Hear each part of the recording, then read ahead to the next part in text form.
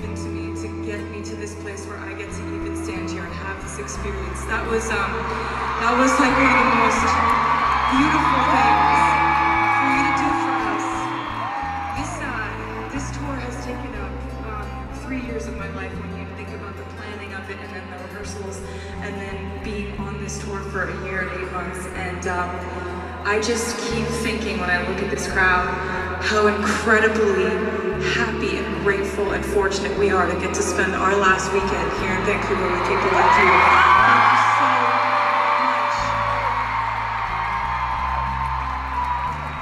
I don't even know how to thank you for everything that you've given to me to get me to this place where I get to even stand here and have this experience. That was like one of the most beautiful things for you to do for us.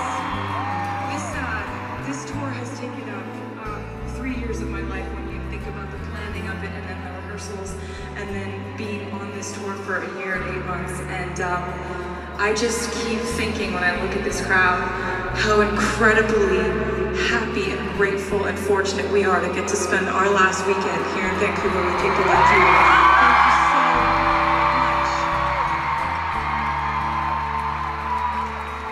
much. End of the Eras, Taylor Swift raps epic tour in Vancouver.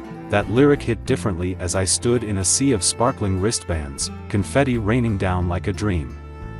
At 42, I didn't think I was supposed to feel this carefree and excited. But there I was, decked out in my Reputation-inspired outfit, singing every word, dancing with abandon, and letting the music erase every responsibility I'd left behind. For one night, time bent. I wasn't a working mom or the sum of my to-do list. I was 22 again, untethered, euphoric, and alive. The drive to Vancouver on Friday morning felt like more than a road trip, it was a pilgrimage. As we drove north from Seattle, excitement buzzed through every stop along the way. At the border crossing, fans hopped out of cars to trade friendship bracelets with strangers and Canadian border agents. It was a shared anticipation, a collective countdown to something bigger than us.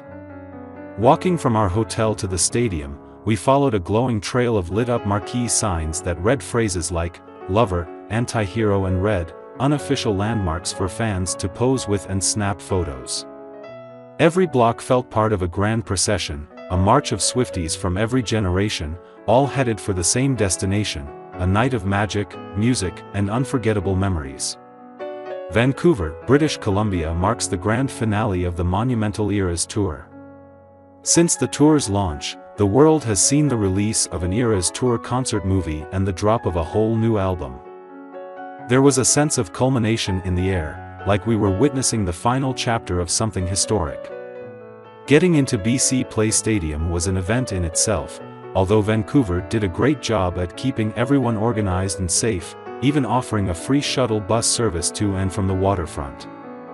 The merch lines were legendary in their own right, stretching endlessly with fans willing to wait hours for a $60 t-shirt or an even pricier hoodie. Patience became a currency as people stood their ground, determined to take home a physical piece of their experience. Despite the crowds, the atmosphere remained extremely friendly, with complete strangers bonding over outfit compliments and pre-show bracelet trades. I even overheard a little girl in the bathroom say, "Mommy, everyone looks so beautiful." It was chaotic, but it was the kind of chaos you accept as part of the experience, a small price to pay for a night like this. Gracie Abrams set the tone for the night with an intimate yet electric opening performance. Dressed in a flowing white dress along with her guitar, she commanded the stage with sincerity. Her set was interactive with great light visuals, and she took a moment to compliment fans' outfits between songs, deepening her connection with the crowd. Later in the night, Taylor spoke about Gracie with pride, calling attention to her skyrocketing career and undeniable talent.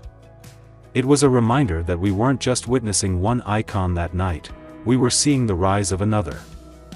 When the 2-minute countdown clock appeared on the stage's screen, the stadium went actually insane. Every second closer to zero sent the crowd into a louder decibel until, finally, the first note of "Cruel Summer" hit. Instantly, 60,000 light-up wristbands synchronized to the beat, creating an ocean of rainbow light. By the time she hit, the man, every woman, mother, and daughter in the room was dancing like no one was watching. The night was already brimming with unforgettable moments, but then Taylor introduced the Tortured Poets Department era. This era, unseen by fans since the Eras Tour film, felt like an exclusive gift for those that missed seeing the Eras Tour last time it was on the West Coast, myself included. I Can Do It With a Broken Heart is my favorite song off of the newest record, and I think I danced my hardest of the night to this one. We got a vaudeville-inspired on-stage wardrobe change that the crowd went seismic for, as well. Of course, the anthems everyone came for hit just as hard, too. The sheer joy of screaming, "We are never ever getting back together," with 60,000 voices in unison was cathartic. During Delicate, the crowd's energy was palpable, every wristband in the stadium pulsing in perfect rhythm with the music. But nothing hit quite like Never Grow Up. Sitting at her piano, Taylor gave us a tender, quiet moment that felt like a love letter to every mother-daughter duo in the crowd. And there were a lot of us. As the song echoed through the stadium, I watched my daughter next to me completely immersed in the Taylor euphoria. I saw other mothers hugging their daughters, wiping their tears, and singing along. It's a feeling I'll hopefully never forget, the bittersweet ache of knowing that moments like that don't last forever.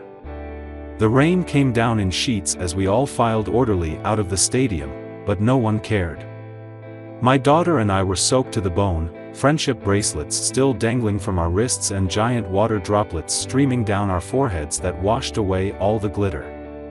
Strangers laughed together as we walked through the rain, trading concert highlights like old friends.